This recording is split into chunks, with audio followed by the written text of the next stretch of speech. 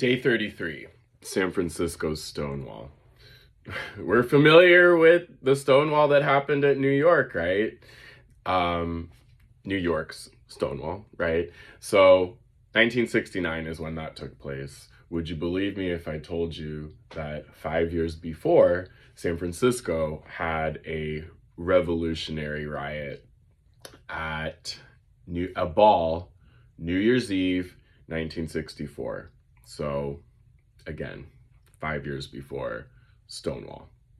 So what happened was the CRH, the Council on Religion and the Homosexual, which was one of these so-called homophile organizations, which basically these organizations were founded to more or less like unite religious leaders and gay professionals. So this was something that was done to kind of counter the activist bar culture, rowdiness, more or less, that was kind of prevalent in the 40s and 50s at gay bars. Again, Pride was a riot, whether you want to go with San Francisco's Pride in 1965 or New York Pride that came several years later.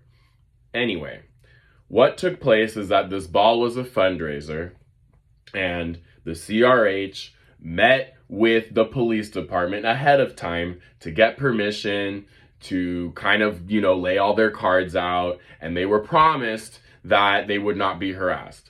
What I need people to realize is that once upon a time, you could lose everything if you were discovered to be queer.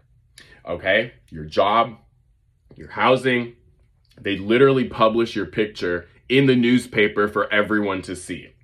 So it wasn't a small decision, attending one of these functions and expressing your sexuality. So even though the police promised not to interfere and the CRH felt that they did everything correct, the police showed up anyway.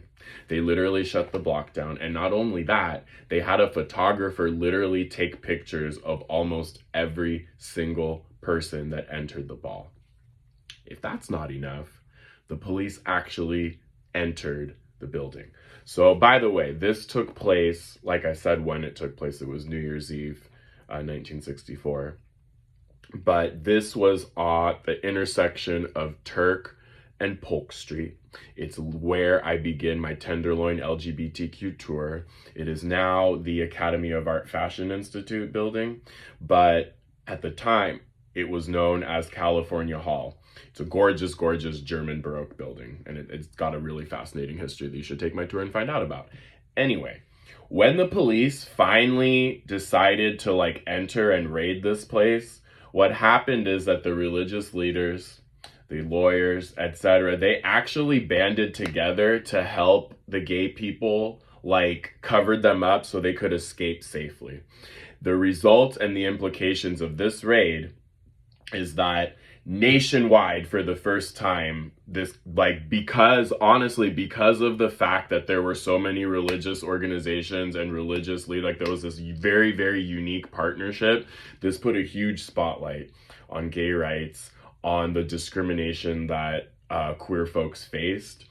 And it's historically been referred to as San Francisco's Stonewall, but I like to think of it, and again, not that it's a competition, it can be argued that Stonewall had to happen in a major city, but Stonewall perhaps would not have been successful had it not been for all of these build-up marches. Pride was a riot, folks. It wasn't just this one, many of them, that resulted in what took place in New York after Judy Garland's funeral. So anyway, that's a little bit about San Francisco's Stonewall. When you take my Tenderloin LGBTQ tour, I'd love to tell you more about it.